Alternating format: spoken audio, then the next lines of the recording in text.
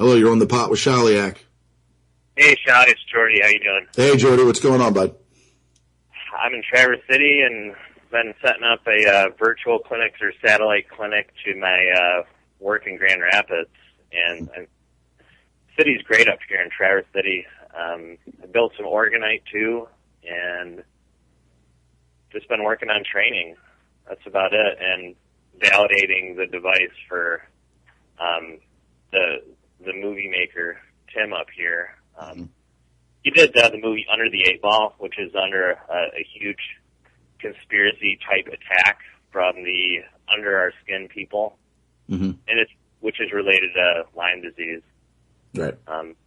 He's been pushed out of protest. They don't want any conspiracy stuff that the government made it. They want it to seem like it's a natural type of disease.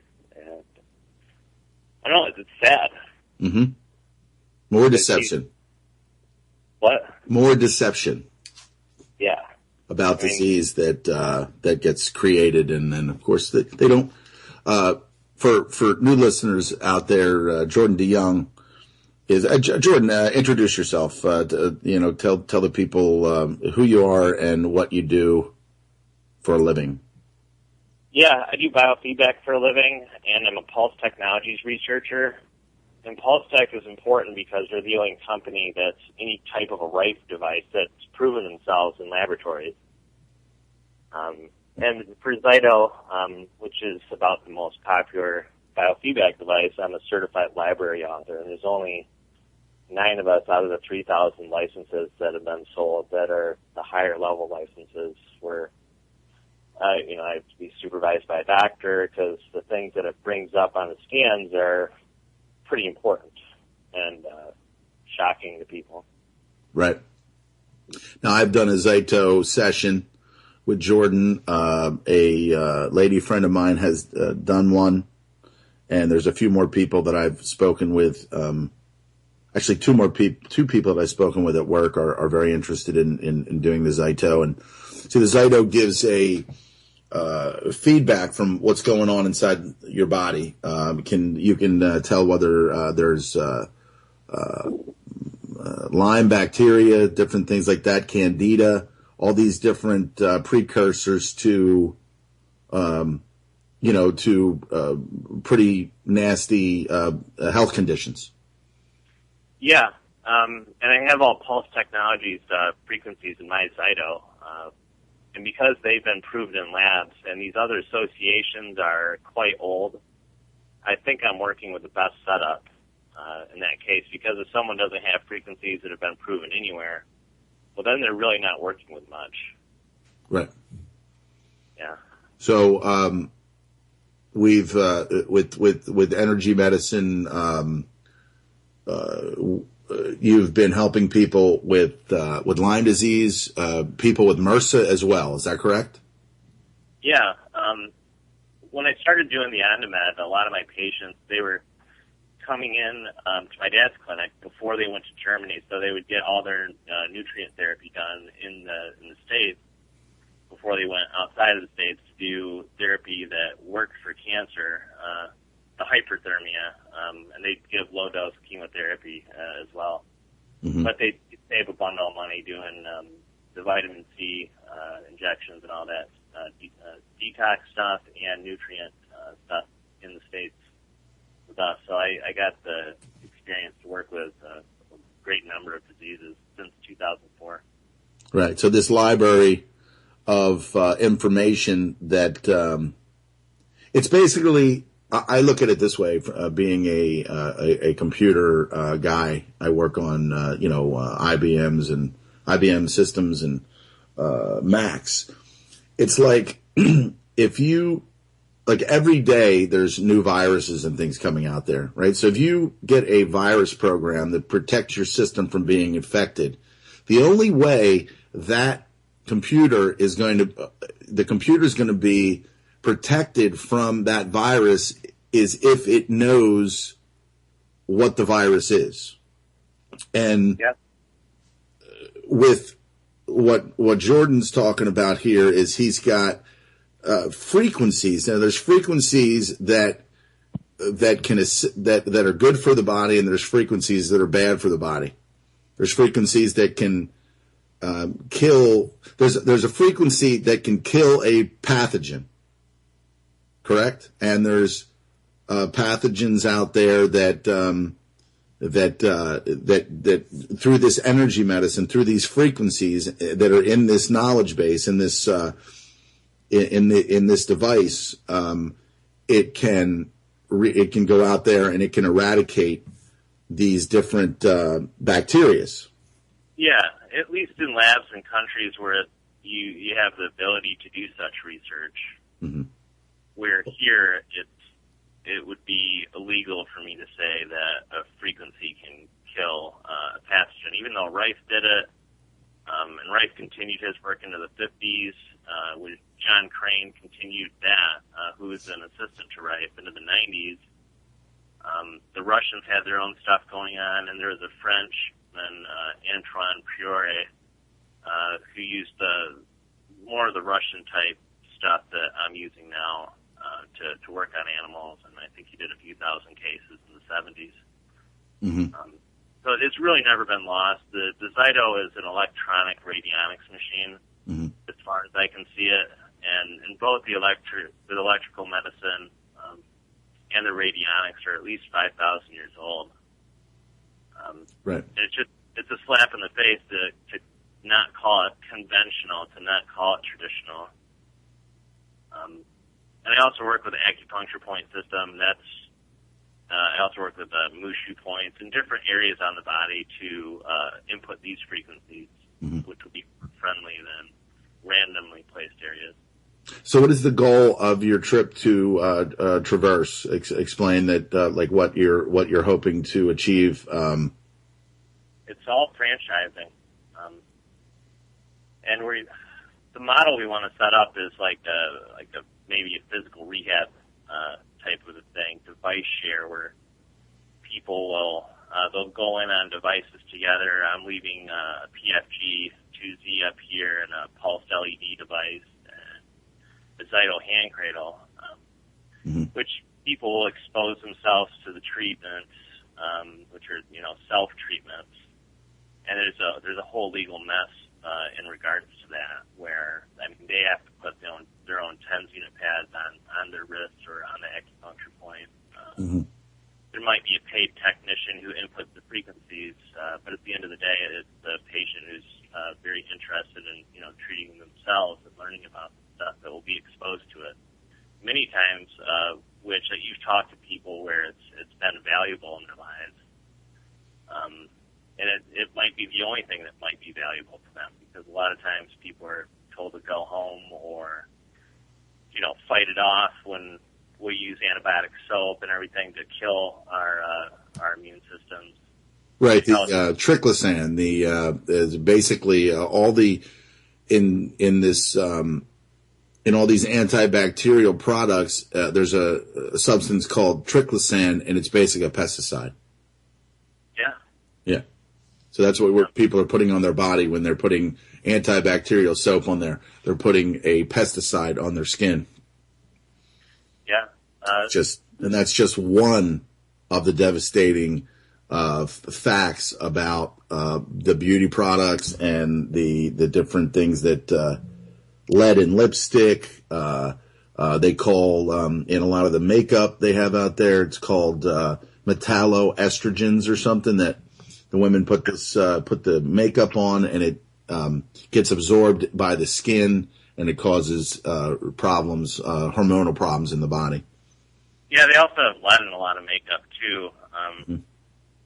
The cool thing about working with the Zyto and the pulse technology stuff is it's like you're dealing with a matrix, because you're dealing with all energetic signatures, body's response to that, and then you're inputting, because the Zyto has no real power to do anything in the body as far as affecting someone's biology, but the pulse technology stuff has the ability to do so painlessly and non-invasively.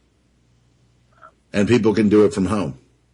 And people can do it from home, not exposing themselves to the MRSA, not exposing themselves to whatever else kind of hybridized germs that have been created either possibly in labs like NAMRU3 or Lab 257, and possibly, from our own overuse of antibiotics, which have been pushed to the farmers, the cattle industry, and all that. So someone is generally run through a series of scans, which include like metals, organs, spine, and hormones. And then if I see some metals coming up, then I go into a list of virtual stressors that relate to chemicals and pesticides, which is another 300 things. I might look at NOSOs, which are homeopathic remedies for diseases, and then I'll try to line those up with the frequencies, help people out with a program to help themselves. Right. So you can go in there and you can see one particular, you can get a reading on something. And then once you get that reading, you can take it. It's almost kind of like an electronic flow chart where you can focus in on, okay, well, I'm getting a reading for this. Now let me test for these things because these particular things are responsible for this getting this type of reading. Is that right? That's right. So you can just kind of go through this flow chart and like lock in on something. Somebody could be have like mercury, some like overload of mercury or overload of something else, right? Yeah, and what people deal with is, technically I have to call it and legally I have to call it a process assessment, because everything that happens in the body is a process, and it's also an evolving process, so these things need to be tracked. So people go into their doctors and they may get a blood test, and then they have to come back a couple weeks later to get those results. Well, their biology may have changed by then already. Mm-hmm. So to lock onto something right away and to get started with a responsible program of self-treatment, it cuts out the office visit, it cuts out a lot of things, and people normally do quite well with it. But I can't speak for them, but they can speak for themselves and have. Well, we've done back on Oracle, and we did any number of different programs there that Jordan has on his website or on his YouTube channel, OnDemand Jedi, right? So that's OnDamed Jedi. Yes. At YouTube, you can go in there, and we've done. We spoke with a couple women who had Lyme disease. We spoke with a woman who had, I think it was metallurgy thyroid cancer, and she is thriving today. Cancer-free, a diagnosis that would usually have a person living maybe 1 to 2 years at the most, but through the energy medicine, she was able to reverse it and destroy it, it seems. We also spoke with the guy from, he was in one of the Iraqi war theaters there. He had migraines. He had the Iraqi rot on one of his toes. Yeah. He had 13 improvised explosive devices that have gone off around him, and he'd experienced what a medical doctor would call spontaneous healing of a lot of things. And yes, he's done that. I kind of want to put this guy on Tim Hall that created the Lyme documentary, because he lost his sister over it, and he's really searched for the answers for a long time. And he's experienced something with the Zyto and the pulse technologies, too, that he can talk about in the last day. Absolutely. So in the future, there's going to be more of these. I plan on doing some podcast through Spreaker as well with Jordan. To accommodate to, like, this show Sundays 11 a.m. to 1 Eastern, but we can also I also have another platform where I can make podcasts available and send them out and give them to Jordan. He can put them up on his website. People are being helped. People that have health issues, migraine headaches, pain, discomfort. in different areas of the body, and they have experienced a turnaround. And I can only imagine that when someone's in that much discomfort with headaches or just just discomfort on such a massive scale, that I've heard some of these women and say that Jordan was absolutely that they just feel like so lucky and so so awesome that they were able to find a link to Jordan and working with him, and it's kind of changed their life and turned their life around. So be on the lookout for more testimonials, and in the next few weeks gonna do a show about just to go over the energy medicine and get down to the bare bones of it, and try to build up from its basic form, so that people understand more about what this energy medicine is and how it works on some levels. So we'll do that. We'll do like a basic ABC 1, 2, 3 of it, so that the people out there can understand what it is and try to piece it together a little bit better. Right now, they're hearing energy medicine and frequencies, but because we're so indoctrinated by the MDs, these medical doctors, these medical deities, I say now, dial MD for murder. They just don't know anything else. Doctor knows best, all this other stuff. Your doctor is a drug pusher for the Food and Drug Administration and these pharmaceutical cartels that are poisoning people and basically not helping people. My buddy of mine, coworker, had a mini stroke 4 or 5 years ago, and because of the drugs that he's been taking ever since, he got a DVT, a deep vein thrombosis, went into his lung, and he's lucky to be alive. Yeah, do you want to talk to Tim for 5 minutes? Sure, sure. Yeah. How you doing? This is Tim. Hey, how are you, buddy? Thanks for joining us today. We're just working here with Jordan on this pulse technology stuff. It's really fascinating stuff, and the experience that I've had with as you were just saying, that the medical establishment has done exactly what you had described, where there's so many jumps to our diagnostics that accompanied with the urgency of doctors to turn over their patients, that this is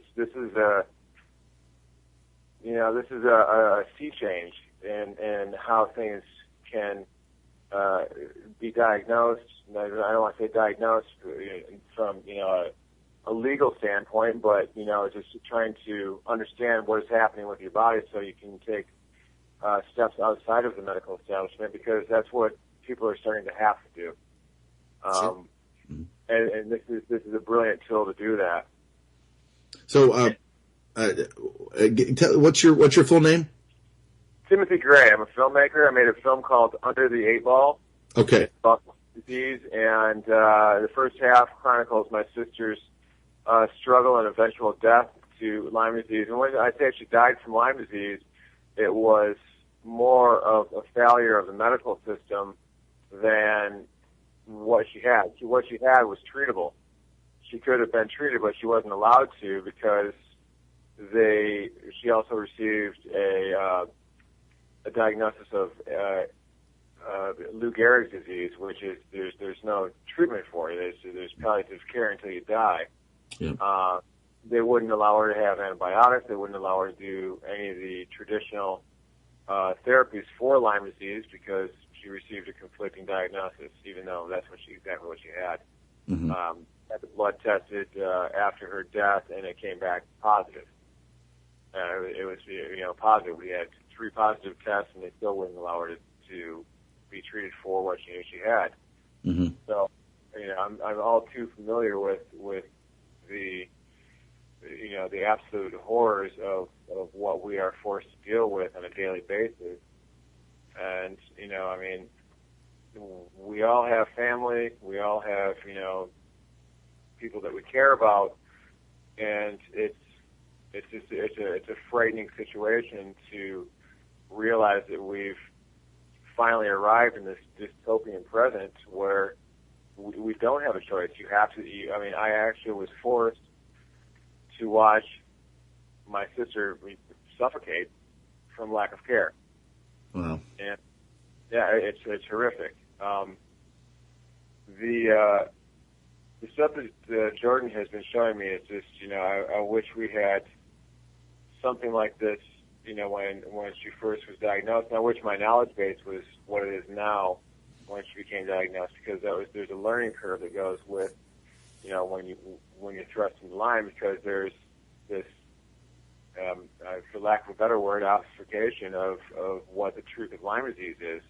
I think the popular consensus of the situation with Lyme disease is that you get sick, and it's left at that, and that's what knowledge base is. There's no PSAs, there's no public health standard for educating the masses on what Lyme disease is, and it's tragic.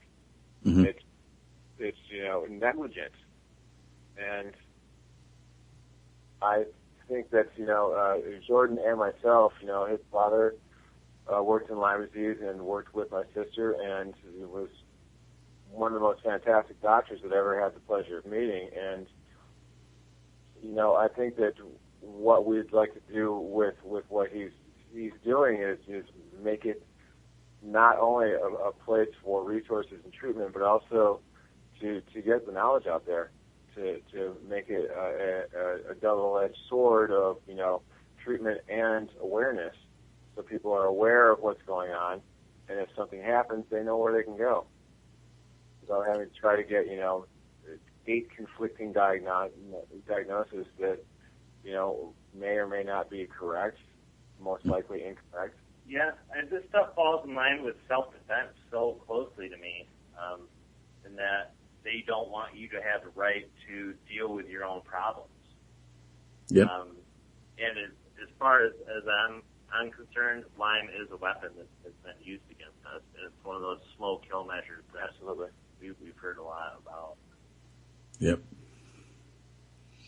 And as Jim said in some of the Oracle broadcasts, when it was developed, he believes in Russia, and I believe that too. It was developed with an energetic cure, which was a technology that is somewhat related to heart, and it's just not available in the medical community. I've got a PDF that I did not make any friends by finding that shows that Lyme and rhesus monkeys is not treatable by antibiotics at all. They found immune markers for fighting Lyme. They found the Borrelia bacteria. And this is after 6 months of heavy antibiotic use with 3 different antibiotics. Right. But people want to say that the FDA produced that, when the FDA and CDC want to say that it's a 2-week antibiotic cure, and after those 2 weeks it doesn't exist anymore. But from Tim's sister's post-mortem test, she did have it for more than 2 weeks. Absolutely. Right. I'm sorry to hear about, sorry that your sister didn't make it through this, but I think she definitely would be very proud of what you've done and what you're continuing to do. Thank you, I appreciate that. Yeah, you won't see Tim's movie on Netflix, and it's very hard to get a hold of. Yeah. And they want to intentionally make it like this. Yeah, we've had, actually, we sell the film.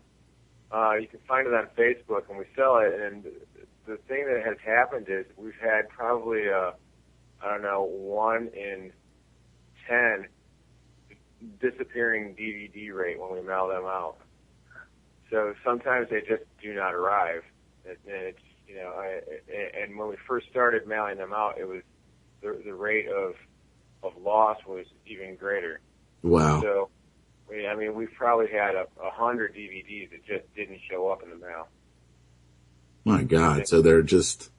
I don't know. That's kind of odd to me. I don't do, mass marketing and online sales until this point, but that seems like a pretty high attrition rate. Absolutely. That is one. Yeah, I first met Tim face to face when we went out to Washington D.C. to protest these IDSA guidelines and say that it's a 2-week antibiotic cure. It's simple, you're done with it. Mm-hmm. And he's running out there with a bullhorn, basically yelling at the White House, yelling at Obama, to try to get some of these things changed. And it seems like it's such a futile effort. It seems like they don't care what we have to say. But that's how I know him, as Bullhorn Tim for Lyme disease. Well, I think that, exactly what you said, Jordan, that this is an epidemic, and it's all these different, fibromyalgia, all these different diagnoses, or diagnoses of all these different things can be traced right back to Lyme disease. Yeah, not always, but it's not always the case, but it's a lot of time the case. And to give anyone treatment, you have to know the cause of it, or else there's no prognosis on recovery or any of that. Mm-hmm.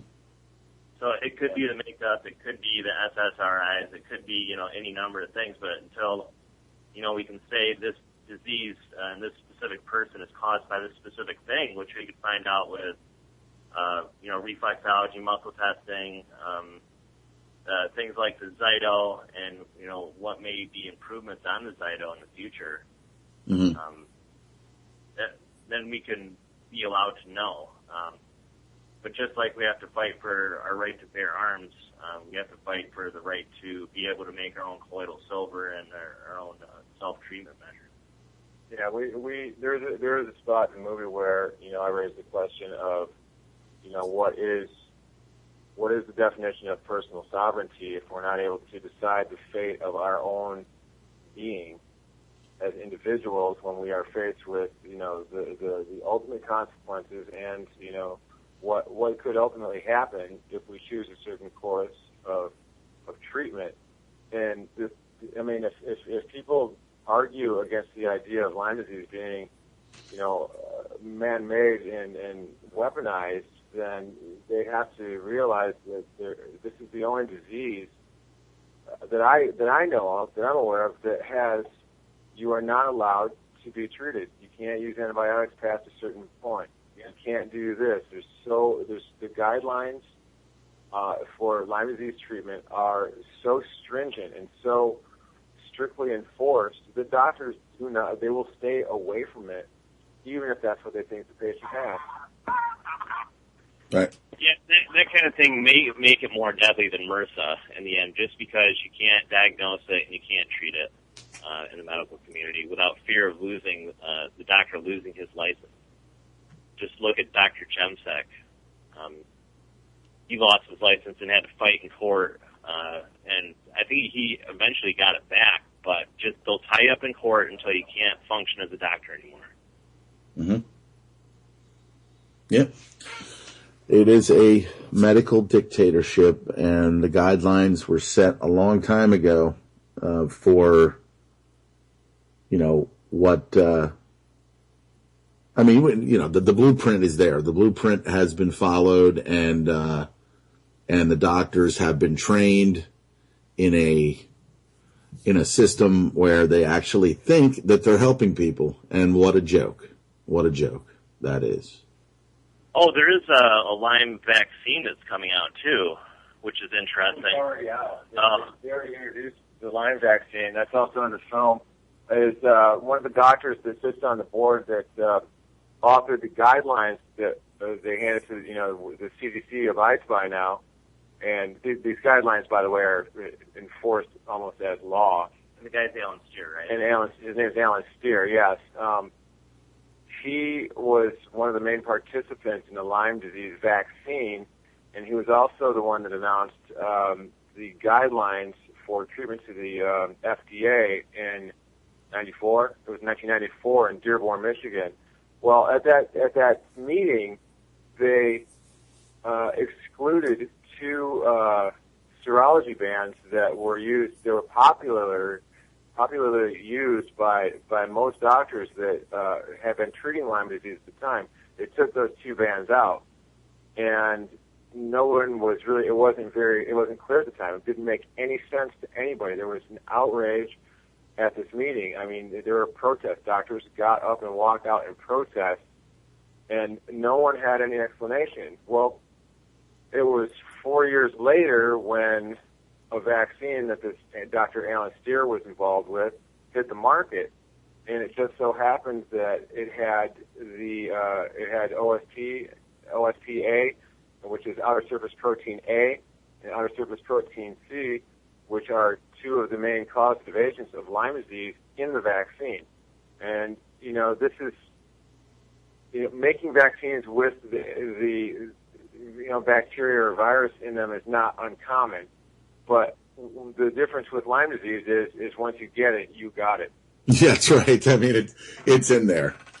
Yeah, it's not like your body slowly builds antibodies for it. When you get Lyme disease, you got it in your body, and that's it.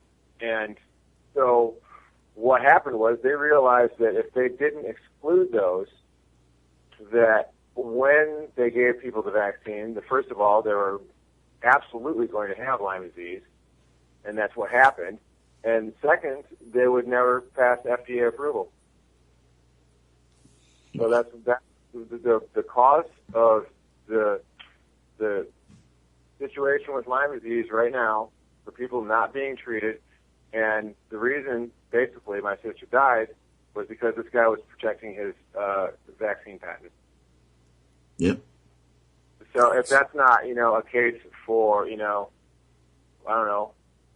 voluntary manslaughter. It's murder. I don't know. It's any way you dial it, it's murder. Exactly.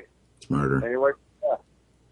And these guys know this, and they protect it, and they have been publishing articles. We've been doing protests for about 3 years now, and doing active, campaigning against these individuals. We've been to Congress 3 times with, information about antitrust matters that involve these people, and encouraging Congress to open an investigation into voluntary manslaughter, antitrust, and negligent homicide. And we've had interest. There's been interest, and there was an article written by Gonzaga Law Review that outlines exactly how the antitrust sits. And there are, things that are moving, but when we began doing this, there wasn't really any problem with the doctors that treat Lyme disease. And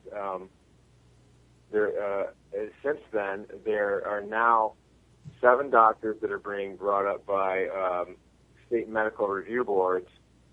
And when these doctors are brought up, they're all members of what is called ILAS, which is the International Lyme and Associated Disease Society.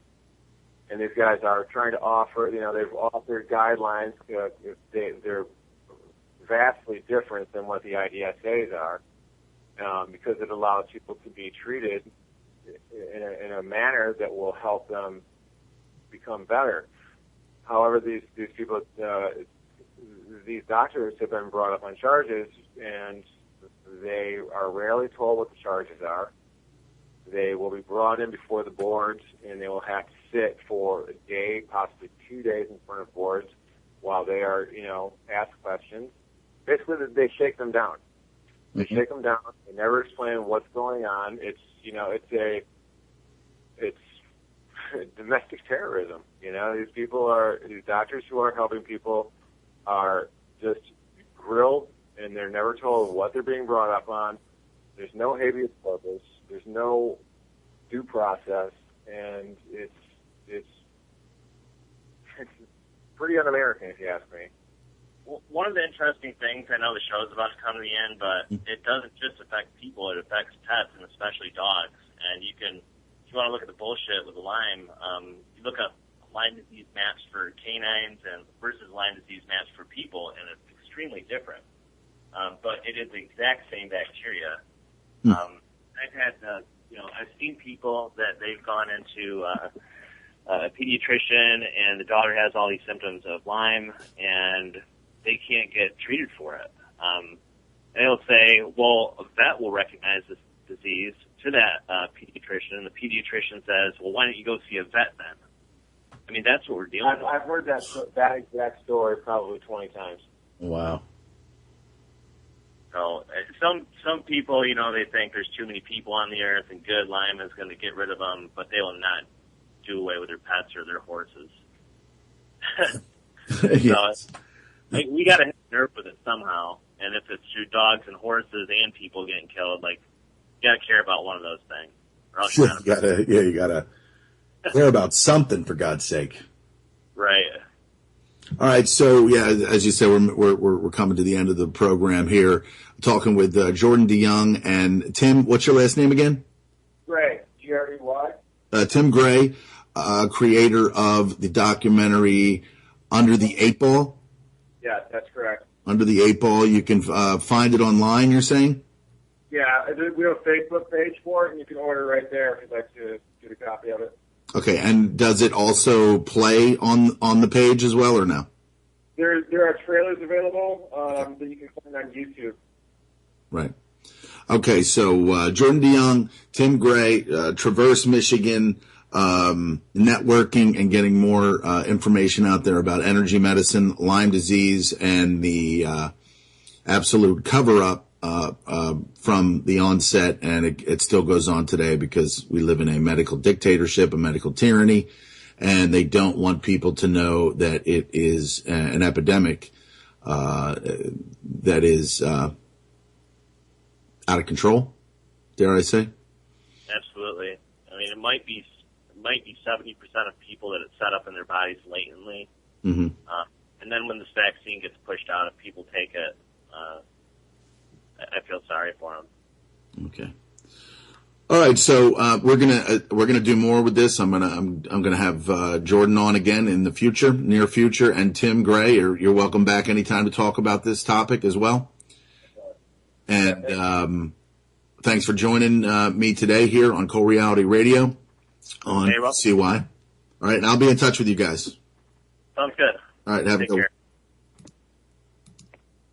All right, so here we are. We're at the end of another, the third broadcast here on UCY.TV, and it is I thought it was a great show today. We filled in so many things. Spoke with a nice young woman, Ayana, about the state of the nation. Crazy Eye Pelosi from Twitter, and Jordan and Tim Gray about Lyme disease. So.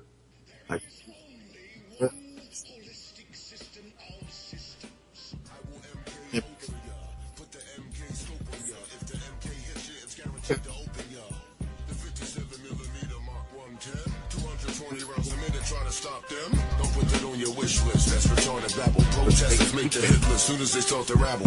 They are nothing but fishes in the barrel. It doesn't have to be Christmas for a carol. Some decorate with ornamental decorum. Some perform shock and awe on Hanukkah and Purim. That's where my job come in. I am a blessing to the mercenary for the corporation selling weapons to them. Any potential competitor step into